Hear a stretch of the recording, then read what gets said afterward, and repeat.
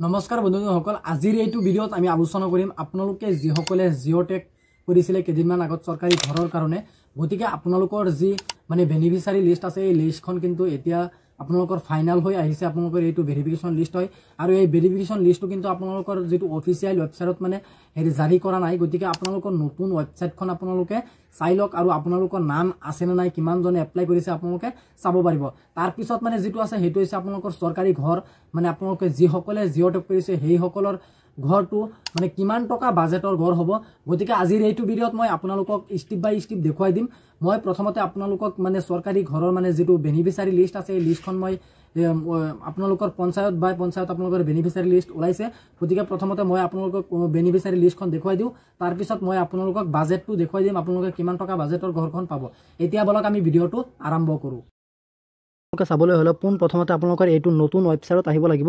এইটো নতুন ৱেবছাইট মুকলি কৰা হৈছে চৰকাৰৰ তৰফৰ পৰা। আপোনালোকে এইটো ৱেবছাইটত অহাৰ লগে লগে আপোনালোকৰ সন্মুখত এনেকুৱাকৈ ইণ্টাৰফেচটো অ'পেন হ'ব আৰু আপোনালোকে এই ৱেবছাইটটো মোৰ এইটো ভিডিঅ'ৰ ডেছক্ৰিপশ্যনত হোৱাটছআপ চেনেলৰ লিংক আছে, আপোনালোকে তাতে গৈ জইন হ'ব আৰু বিভিন্ন ধৰণৰ কাম কাজৰ চৰকাৰী আঁচনি বা চৰকাৰী জবৰ কাৰণে বা স্কেমৰ কাৰণে এপ্লাই কৰিবলৈ হ'লে আপোনালোকে হোৱাটছআপ চেনেলত জইন হ'ব আৰু গোটেইখিনি আপোনালোকে লিংক আপোনালোকে গোটেইখিনি এই হোৱাটছআপ চেনেলত আপোনালোকে জইন হৈ পাই যাব।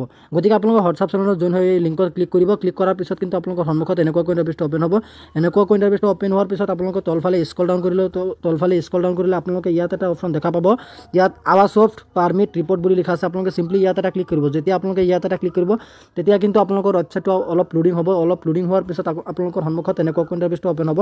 আপোনালোকে ইয়াত ছাইডত চাব যে ইয়াত এটা ফিল্টাৰ বুলি লিখা আছে। আপোনালোকে চিম্পলি ইয়াত চাব ফিল্টাৰ বুলি লিখা আছে আৰু আপোনালোকক ইয়াত দিছে যে আপোনাৰ মানে ষ্টেটটো আপোনালোকৰ সিলেক্ট কৰিব লাগে। আপোনালোকৰ কোনটো ষ্টেট হয় আপোনালোকে চিম্পলি ইয়াত ক্লিক কৰি আসামটো আপোনালোকে সিলেক্ট কৰি ল'ব। আসামটো সিলেক্ট কৰাৰ পাছত কিন্তু আপোনালোকৰ ৱেবছাইটটো আকৌ অলপ লোডিং হ'ব। লোডিং হোৱাৰ পিছত কিন্তু আপোনালোকে ইয়াত এটা ক্লিক কৰিব। এতিয়া কিন্তু আপোনালোকৰ ডিষ্ট্ৰিক্ট কোনটো হয় আপোনালোকৰ ডিষ্ট্ৰিক্টটো আপোনালোকে নিজৰ ডিষ্ট্ৰিক্টটো আপোনালোকে সিলেক্ট কৰি লৈ ল'ব। মই এক্সাম্পলৰ কাৰণে মই এখন ডিষ্ট্ৰিক্ট মই আপোনালোকক সিলেক্ট কৰি দেখুৱাই দিছোঁ। আপোনালোকৰ নিজৰ ডিষ্ট্ৰিক্টটো আপোনালোকে সিলেক্ট কৰিব।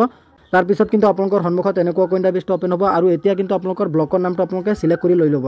গতিকে আপোনালোকে ব্লকৰ নামটো যেতিয়া এইখিনি জেগাত সিলেক্ট কৰিব তাৰপিছত কিন্তু আকৌ ইণ্টাৰফেচটো অ'পেন হ'ব। অ'পেন হোৱাৰ পিছত কিন্তু আপোনালোকে তলফালে স্ক্ৰল ডাউন কৰিলে আপোনালোকে ইয়াত দেখা পাব এটা অপশ্যন দেখা পাব।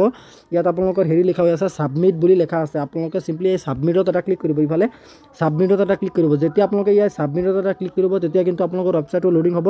লোডিং হোৱাৰ পিছত কিন্তু আপোনালোকৰ মানে সন্মুখত আপোনাৰ যিটো আছে আপোনালোকৰ লিষ্ট যিটো আছে আপোনালোকৰ লিষ্টটো আহি যাব। গতিকে আপোনালোকৰ কোনটো গাঁৱৰ হয় বা আপোনালোকৰ গাঁৱটো আপোনালোকে সিলেক্ট কৰি লৈ ল'ব। মই গাঁৱটো মানে সিলেক্ট কৰা নাই গতিকে আপোনালোকৰ গাঁৱটো আপোনালোকে নিজে সিলেক্ট কৰি ল'ব বা আপোনালোকৰ কোনটো গাঁও হয় বা কিমানজনে পাইছে আপোনালোকে ইয়াত চাব যে প্ৰথমতে আপোনালোকৰ ইয়াত লিখা থাকিব যে টোটেল কিমানজনে পাইছে। ধৰি লওক আপোনালোকৰ অমলাগুৰিত কিমানজনে পাইছে টোটেল ইয়াত আছে।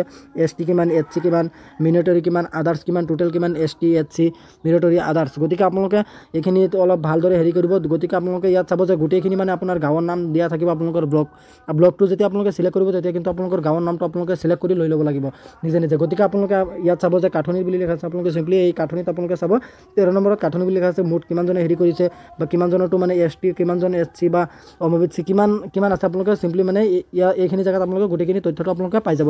গতিকে এতিয়ালৈকে কিন্তু আপোনালোকৰ যিটো নাম সহ যিটো আপোনালোকৰ ভেৰিফিকেশ্যন লিষ্ট আছে এই লিষ্টটো কিন্তু এতিয়ালৈকে চৰকাৰৰ তৰফৰ পৰা ওলোৱা নাই। গতিকে পঞ্চায়ত মানে কিমানজন মানে আহিছে, মানে টোটেল কিমানজনে কৰিছে গড়টো আহিছে সেইটো অকল দেখুৱাইছে। মানে ডাইৰেক্ট কিন্তু বেনিফিচিয়াৰী লিষ্টখন অহা নাই। আপোনালোকে পঞ্চায়তৰ মানে কিমানজনে কৰিছে, এপ্লাই কৰিছে বা কিমানজনৰ মানে ফেইল গৈছে আপোনালোকে এইখিনি চাব পাৰিব। গতিকে কেইদিনমান পিছত যদি আপোনালোকৰ মানে নিজৰ মানে হেৰিটো ওলাই যায় বা আপোনাৰ বেনিফিচিয়াৰী লিষ্টখন ওলাই যায় তেতিয়া কিন্তু মই ভিডিঅ' বনাই আপোনালোকক দেখুৱাই দিম। আপোনালোকে চেনেলটো ছাবস্ক্ৰাইব কৰি থ'ব। এতিয়া বলক আমি মানে সেইটো দেখুৱাই দিওঁ যে আপোনালোকৰ মানে চৰকাৰী ঘৰটো যে আপোনালোকে পাব, আপোনালোকৰ বাজেটটো কিমান টকা হ'ব আৰু আপোনালোকে প্ৰথম কিস্তিত কিমান টকা পাব, দ্বিতীয় কিস্তিত কিমান টকা পাব আৰু তৃতীয় কিস্তিত আপোনালোকে কিমান টকা পাব। এতিয়া বলক বাজেটটো আমি দেখুৱাই দিওঁ। আপোনালোকে ইয়াত চাব যে জিঅ'টেক মানে গড়ৰ বাজেটটো আপোনালোকৰ কিমান হৈ আছে। আপোনালোকে এইখিনি জেগাত আপোনালোকে চাব পাৰিব।